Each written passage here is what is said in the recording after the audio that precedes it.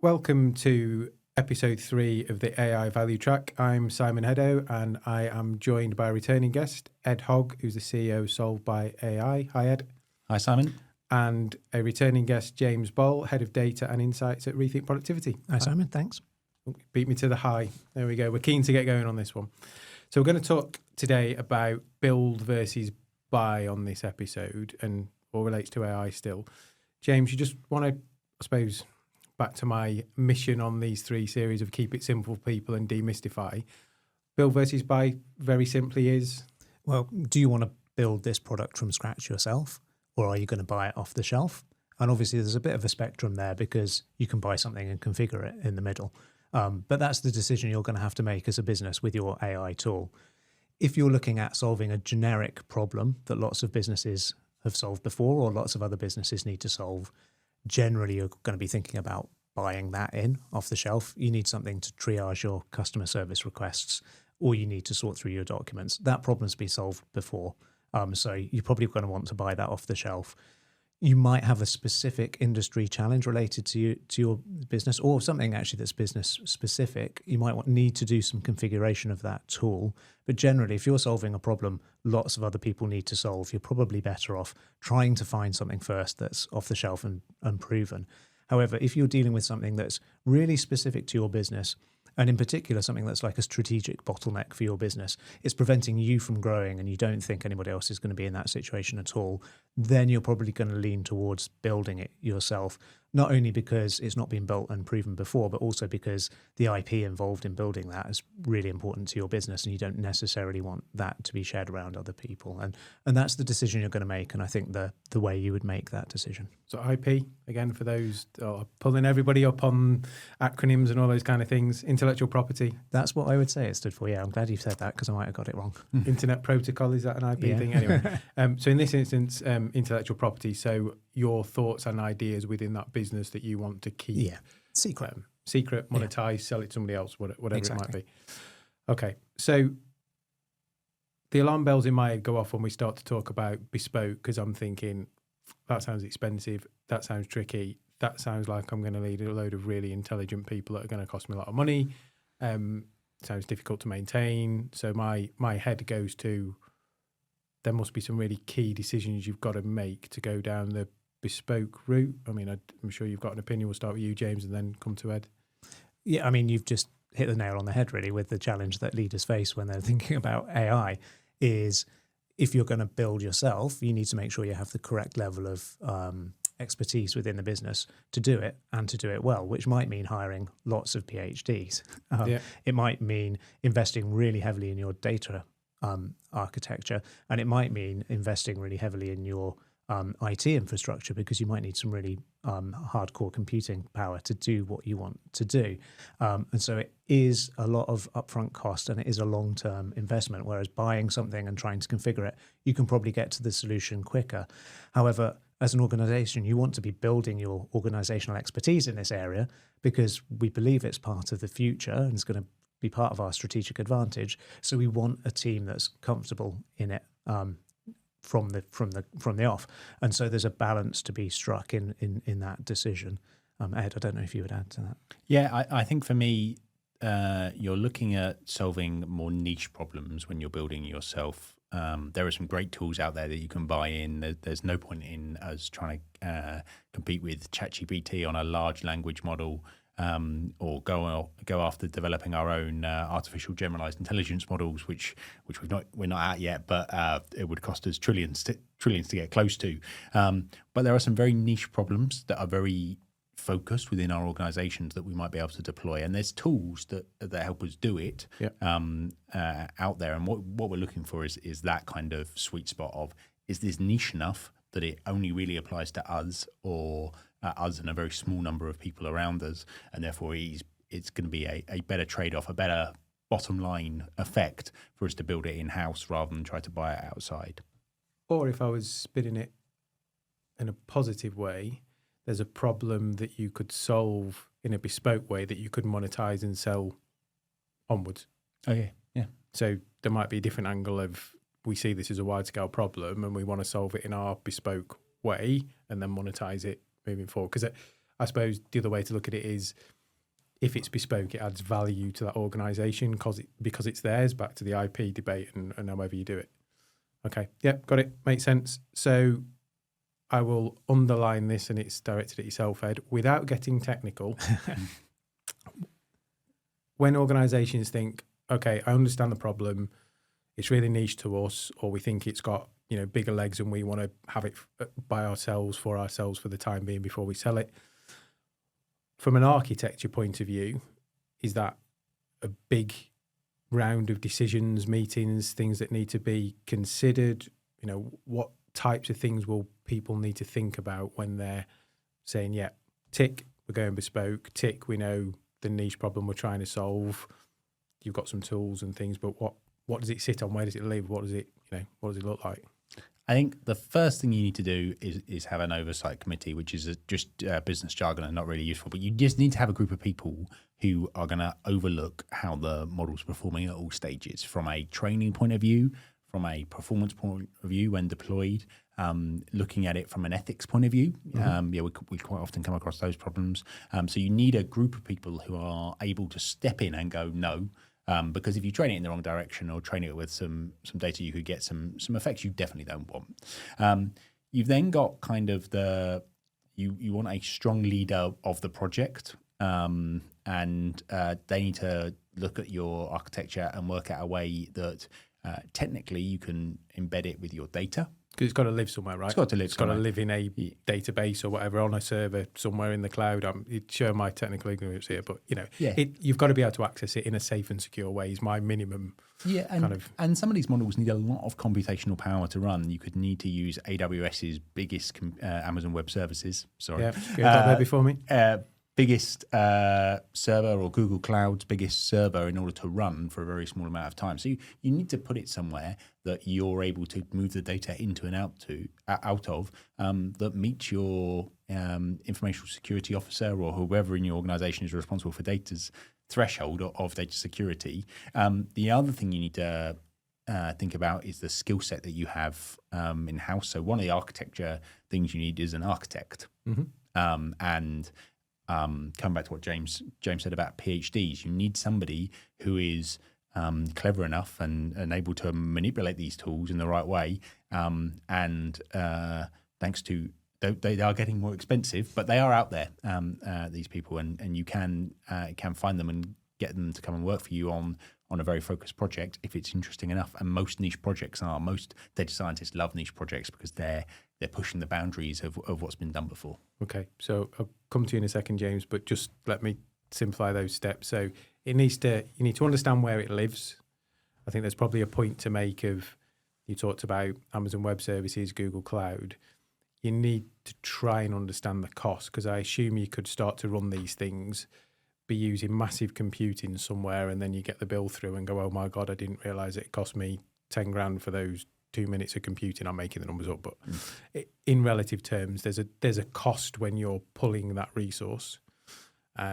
So we know where it lives. We've then got our governance in place, a typical project working group with the right people, the right skill sets, looking over all the bits. And then we've got our really clever people that are going to start to play with the data to help solve the bespoke problem that we're building this for. Yeah, that summarizes it really nicely. Perfect.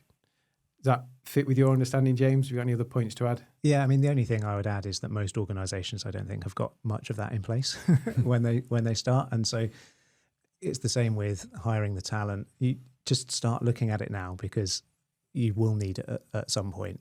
And a couple of tips, like most of your legacy data will need some kind of curation and cleansing before you can use it.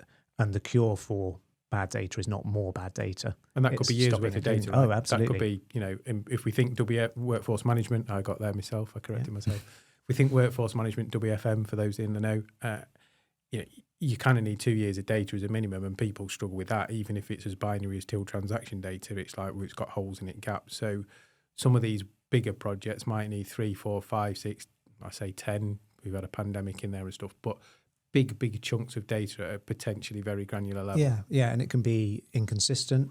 You could have several different ways of categorizing the same thing. It might be labeled incorrectly. It might be duplicated. You really need to be on top of that, and you need to have kind of change control mechanisms as well to ensure that you're managing it effectively. The other thing I think you would think about is where's the data coming from, because customer interactions with your business naturally generate data, but also you might be able to get data from vendors, from suppliers. You might be able to get data sourced from third parties. How do you integrate all that information together? How do you connect it? And how do you keep the bits that need to be private? You need to consider all those things as well. So, I mean, it feels big, but the best step is to just start doing it. Yeah, so there's almost subsets of, let's call AI the program, and then there's lots of projects within the program. So there's a data project, there's a where it's going to live project, there's a what's the cost mechanism look like, what's the hiring the talent, etc. So it's big stuff, but you can break it down into manageable chunks to get through. Okay, so we do all that. Let's cast our minds forward. We've got something we can use and work. And as ever, people want to do a pilot and does it work? Doesn't it work? How quickly can we go? People tend to get stuck, I think, not in AI, but generally in pilots. Sometimes it's because there's no motivation. Sometimes there's maybe not stuff clear. So Ed, in your experience, how do you unblock that stoppage? How do you, or even better, stop it happening full stop and set people up for success in those pilot situations? Well, the first thing you have to do is measure where you are right now before you even jump into a pilot. You have to understand what you're trying to improve. You have to get your baseline. Once you've got a baseline, the next thing is having a clear measurement of what success looks like and where you are tracking towards that. Constant feedback on that, making sure you're reviewing that. Project speak is probably 30, 60, 90, but just when it's deployed, when you go, having those clear gateways of, right, we're now going to look back and measure our KPIs. The other thing is to make sure that it is measurable. When you're building bespoke stuff, when you're working with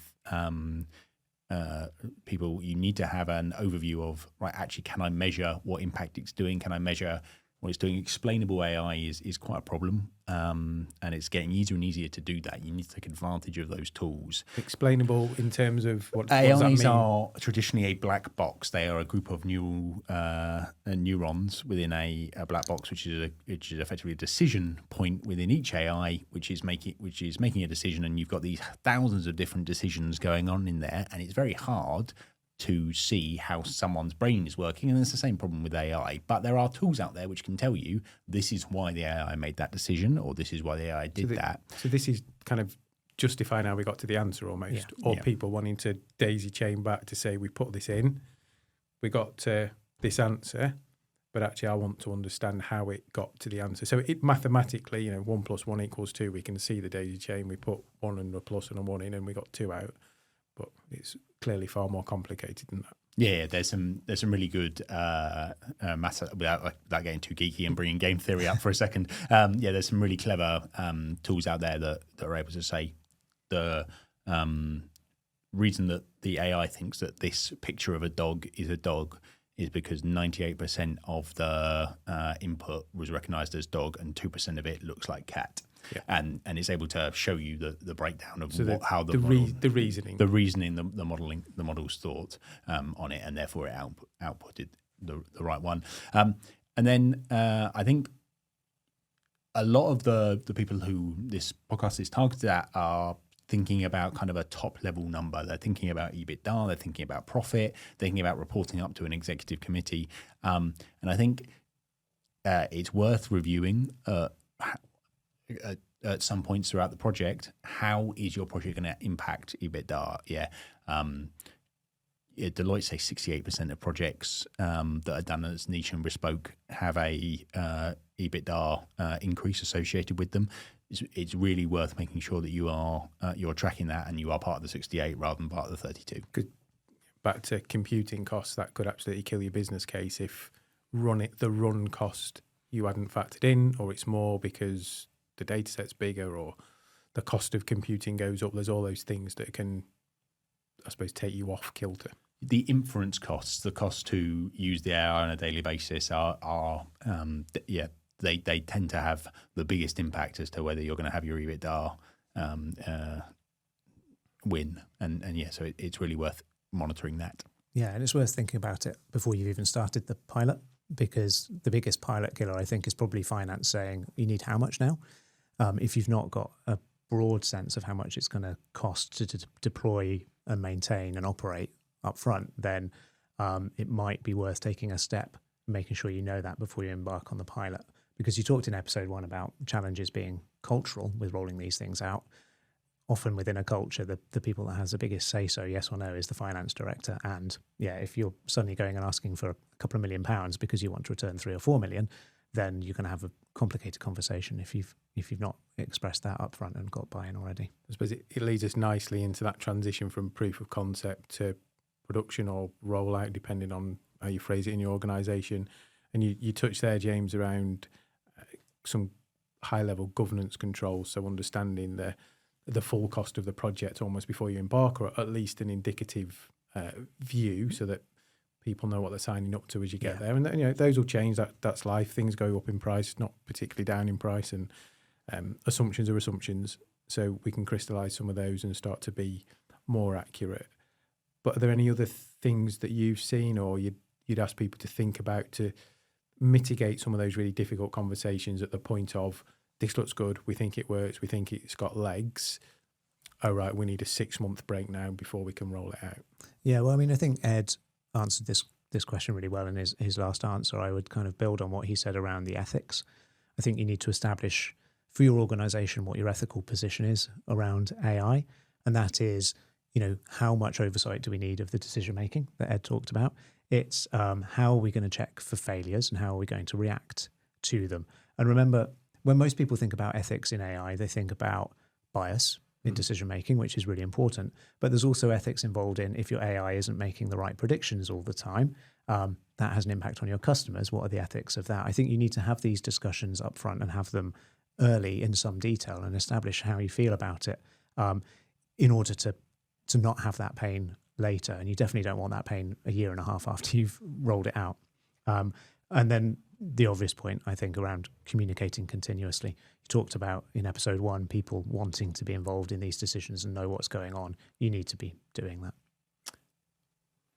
I think for me, with regards to governance, scope creep is the classic project problem. Silent killer. The silent killer. Scope creep. I think, and the same is true with AI. If you try and you define your scope, only give it the data that's relevant for that, train it on that. If you then try and ask it to do different things, you sometimes, quite often, always need to give it more data, whether that's you are asking it now that something that requires weather data or moon cycles or whatever you need to add. You do need to add that data in. You do need to throw it in there, and that tends to be a retraining or an additional training cycle, and you lose the EBITDA wins, your ROI. The other thing I'd focus on as well on governance is reliability. We have these SLAs externally with suppliers, but SLA? Service level agreements of the amount of you're challenging me there. I had to think. The service level agreements where you say 99.9% of the time this has to be up. If we're rolling it out to staff internally, even if it's only a small organisation, you need to make sure that you're always up, and therefore you need to have reliability as part of your governance of your project. And I struggle a little bit with the word pilot because it kind of gives the connotation it's optional at the end. So I think lots of organisations, pilot really is phase 1 rollout. It's test and learn, a couple of locations, whatever are going to feel the pain, and then we're going to move through. Do you agree, or is pilot typically we'll stop then if it doesn't work? Do people stop? It's hard with a lot of the build projects to do a pilot. You are because the cost is because the initial cost loaded. The initial cost is quite a lot up front. I mean, you can build something as a research project and it not work, and you just cut your losses at the end of it. But it's not a pilot; it's a build and then a deploy stage. And I think that one of the potential options for using somebody else is that they've been through the build phase. You don't have to pay for that. Yes, there are potentially longer.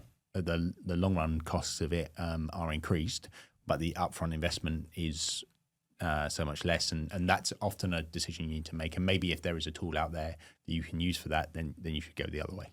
So yes or no answer only allowed now. I'm the host, so I can set the rules. Does a pilot have to be perfect before it goes to production or rollout? No, there's That's it. No, we're done. No. Thank you. I agree. Go on. I'll let you carry there's on. no such thing as perfect with these things. Exactly. So again, the point you made, Ed, keep the scope tight, because that can cause that creep of, well, we'll have an extended pilot, we'll have a phase 2. So keep the scope tight. When you've achieved your, I don't know, 80%, is it the 80-20 rule? Actually, that might be good enough, because you can carry on to get to 90 to get little return back to your EBITDA, ROI numbers, and even 95 to get marginal gains. That's the bit, that 20% I think is the bit where sometimes people fall in the gap of trying to get a bit more, but it actually, in relative terms, they've got most of the benefit already to go. With AI, like most projects, Moscow, the must, could, should, would, Got there before me. kind of stuff. They really, the must, defining what your must is effectively your scope here. Yeah, and everything else, if it does it, great. But it will continue to learn. You continue to improve. And you need strong leadership to enforce that, because otherwise everybody falls back to wanting everything. So we talked about IP before, so intellectual property. You've got potentially partners that are coming in to work with you. You've got new hires, teams. So how do you go around kind of protecting that? If you're employed, there's typically clauses in contracts around the IPs with the business. It's not personal, etc. But there must be a risk with this moving so quickly that people's ideas all of a sudden appear in a different tool, a different bespoke platform that are very similar. Yeah. Difficult one. It's often case by case. IP. It's what intellectual property are you providing? What you often don't want to do is bring in a partner to train on your data, and then your competitor use your data to get ahead. So you don't want your competitor to be succeeding because you outlaid the capital to build the model. So definitely protecting that is really important with AI. I think very clear what is being used as a training data set, and what's being used as a deployed data set, what is available to the public, and what that needs to be clear in the contract. You need to be very clear as to what is the information, the data, the architecture, the model, the current training state of the model that is being brought into the relationship from outside, from third parties, and what's being used here. There are some very public examples where over the last couple of weeks, as we record this, that your IP is available, or that people have had pretty high level security risks from publishing information inadvertently to the web, and it's been taken advantage of by actors who are bad, and therefore you really need to be cautious of that. But I think with IP, you just have to make sure you spend the time before you start working out what is in scope, where is my data going to be used, making sure that you maintain the rights to your core data not being used to benefit your competitors. No, it makes complete sense. Clearly, take legal advice is the underlying disclaimer in that piece. Don't use ChatGPT to check this contract. Yeah. Well, maybe for the first pass, yeah. as a start point. I mean, I would argue most businesses will be partnering with people to help them build bespoke stuff to begin with, because they won't have the organisational capabilities to do so. Or capacity normally, or there's a whole bunch of blockers, isn't there? Yeah, and so you need to build that partner relationship from the off and know what terms you're going to be dealing on. And again, it's one of those conversations, even if you're thinking 2 years down the line, start talking to partners now. And a good partner should have that conversation in the early days, because they should be used to the conversation. Yeah. They should be used to people, so they should almost have the answers packaged and however they deploy it ready to go within that model, right? So that's good. And then if we're going to build bespoke, James, and we're starting to scale it, how do we stop the organisational blockers? So how do we stop the organisation when it becomes more well-known, slowing it down? Yeah, I mean, you talked in episode 1 about cultural challenges being the big problem, and this being change management, which I think is really key. But London Business School published something talking about the 4 horsemen of the AI apocalypse being the 4 things that will stop your project from scaling effectively. One is finance. Yeah. So run out of money. Run out of money. Cost too much more than we thought. Yeah, or we can't evaluate this effectively. Compliance is another one, because it's very difficult to understand the risks inherent in an AI tool. And I don't know if Ed wants to come in on that in a second. HR, because they've not hired the right people to enable you to scale it, or it's hard to find them. And lastly, IT, not getting the underlying infrastructure in place. Data needs to be managed collectively. You need standards and processes for data collection and data curation, and you need catalogs and ways to manage what's in there. And those four departments can all block something from scaling because they've not done that work, which then goes back to the original conversation of when you start out on your pilot or your proof of concept or phase 1 rollout, whatever you call it, you need to be thinking down the line, okay, what's this going to look like? And engaging people from the start. I don't know if you've got any builds on those, Ed. I agree with everything you just said. You summed it up pretty well. The compliance stuff is really important. Engage your chief information security officer in this stuff from the very beginning. There are some very easy things that you can do in compliance to ruin it, particularly with regards to ethics, with regards to exposing your data in an unsecure way, making some pretty it's pretty easy to make some pretty catastrophic errors if you don't just follow some basic rules and some basic steps around data security and about AI security. So I definitely spend some time with somebody who's trained in that area. And ethics seems to be one of those things where there's talks of laws or EU directives, and again, it'll always be slightly probably different in the States. So that again is something to keep track on, because it seems to be something that's a moving target all the time. Yeah, the AI EU Act was passed very recently and is law now, and is something that you do need to be aware of if you're deploying any of your models inside the EU. Not as prevalent in the United Kingdom, definitely not as prevalent in the US. Different laws in different places. You need to make sure GDPR and California workers' law and all those kind of fun laws that you need to be aware of. But they all essentially mean you need to protect your employees' data, never provide more information out than from personal data than is needed. Make sure you're training sensibly. Make sure that you're always within a scope and that there's a defined reason for using it. So I think those are all the kind of key things you need to take care of. And if you are doing those, then the others should come along. You should be able to get HR and finance to buy in, because you're following some very sensible principles. Compliance and governance doesn't have to be a hindrance. It actually can be a help sometimes. Perfect. Well, on that note, I thank you, Ed, for your contribution again, and James. Again, key takeaways for me are back to the first part of this conversation in podcast 3 around being really clear of why you'd buy or why you'd build, and then that kind of sets you off on a path with all the other things we talked about. So hopefully some really good insights there for the people watching and listening. If they want to find out more, Ed, James, so James Boll, Ed Hogg on LinkedIn. Edward Hogg. So Simon Heddo, we're all on LinkedIn. I'm probably the least favourable of you to reach out on any technical or AI advice. Ed and James far better than me, but we're all there. Feel free to contact us and connect. And thanks for watching and listening.